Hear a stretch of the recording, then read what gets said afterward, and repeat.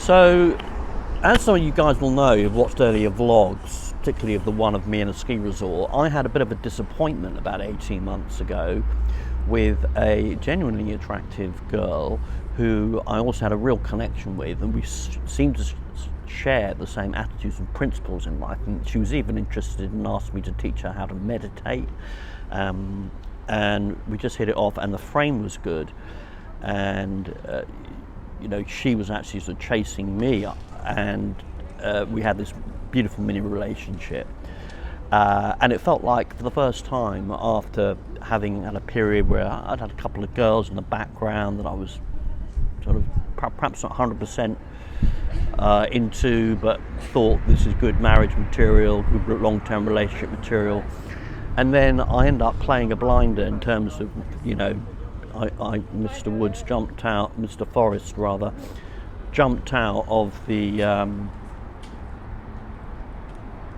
day game playbook and approached, dated, and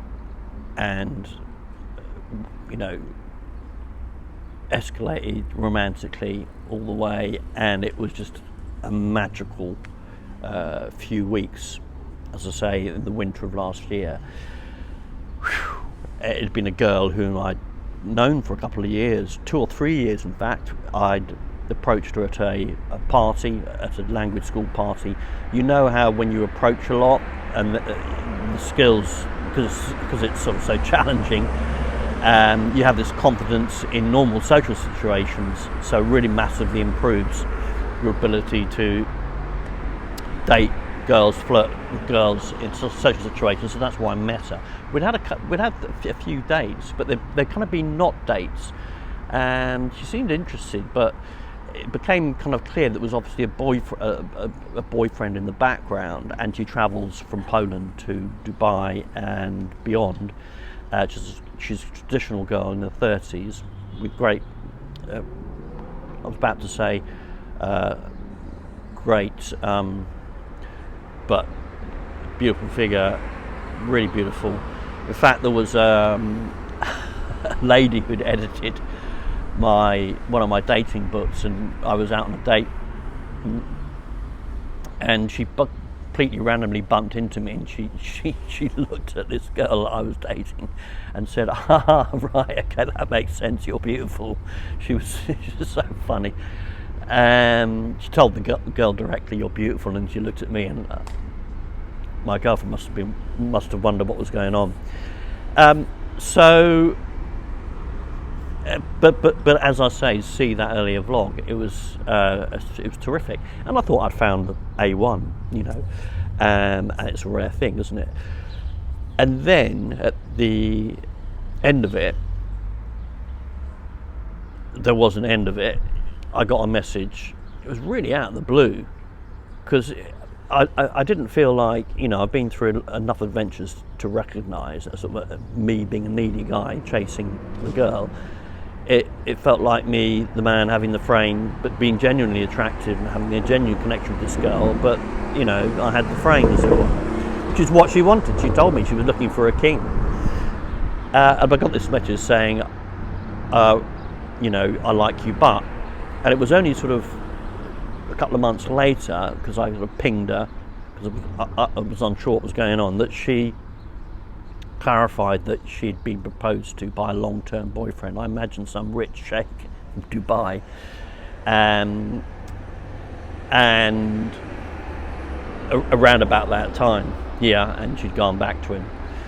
So it left me thinking, reminded me, and I felt a bit like Alice through the looking glass. Like I've been through the looking glass over the last 10 years, mastered this stuff, got all the skills. I was talking to a buddy yesterday who approached a pretty 19-year-old girl at a party, and then been texting her, and the texting wheels had come off, and I was just like just explaining the situation to him, and telling him what was operating, and what corrections needed to be made in his texting to get a better result. 2 day. He'd made the mistake of not giving her a 2-day option, and that created complications, and he'd lost the frame, and now he needs to ping us some value out of the void. You know, in my life, I've got this abundance of skills, and I've still got quite an abundance, a relative abundance of opportunities. Now more on Tinder, because I've got a bit like, in the last few weeks, a bit about approaching. I think because of, although I love it, and it's because, you know, it feels like I'm going to be back where I was again with this girl who pulled the plug on me 18 months ago. And I feel like, look at, you know, the other, having gone through the looking glass, been on the other, properly on the other side, looking back at my old self, and that old self is the guy from 10 years ago, when he sat in his office on a Sunday, hiding from the dating problems by being a workaholic, and deciding to send a message to a girl he'd been seeing at the time, will you be my girlfriend? A girl who'd been completely sort of friend zoned by, and getting a message back saying, Alex, I think we need to talk. I think that's the prologue of Too Late Mate, ka-ching, by the book, you bastards. And that's what launched the whole adventure. And 10 years later, I find myself a completely different guy in many ways, but still addressing some kind of core issues. And for me, the core issues are around, particularly in relation to what happened 18 years ago, is, you know, it reminds me of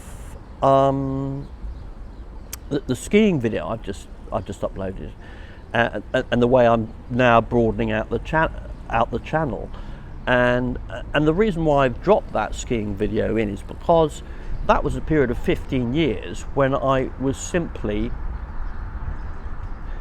hadn't repeated failure over 15 years of skiing with a bunch of coaches over that period, ski instructors, and never actually properly skiing, and knowing that there was this thing called skiing, this beautiful experience, but that gradually thinking, well, I'm not that guy, I can't do it, it's not me, and giving up, and then nearly 10 years later, by pretty much by complete coincidence, having to go out to a ski resort because I'm a lawyer and my client lived over in a ski resort and he'd married a ski instructor, and then she dragged me out onto the slopes, and just in 1 week there was an epiphany, and the penny dropped, and I could ski, not like I was an Olympic level skier, but the penny dropped on how to do it, and it was like I was skiing. So it's not a linear progression, guys, by the way, if you're feeling down in the dumps about progressing in any area of your life and thinking it's one step, it can be like that, and then like that. So I'm like thinking, wow, so I'd been identified with repeated disappointments in skiing over 15 years and come to a conclusion about myself. The same thing had happened in dating. In fact, one of the reasons I think I kind of excelled and really got into the daytime approach, and my fantastic adventures with people like Tom Ferraro, was because at that point I had been through the skiing epiphany and knew that, I'm not sure that's right, I'm not sure I am that guy. Because of course it was even deeper with dating. I really thought I was that guy who would just permanently, for all time, be the friendly courtier, friend zone dude. Yeah, which is what I had been up until that point. Now I'm like, not, and yet there's still this issue, and one has to go deeper, because I wonder whether the issue still really isn't essentially.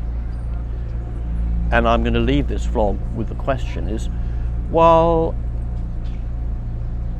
you know, something more ancient, some deeper challenge that needs to be eyeballed and resolved.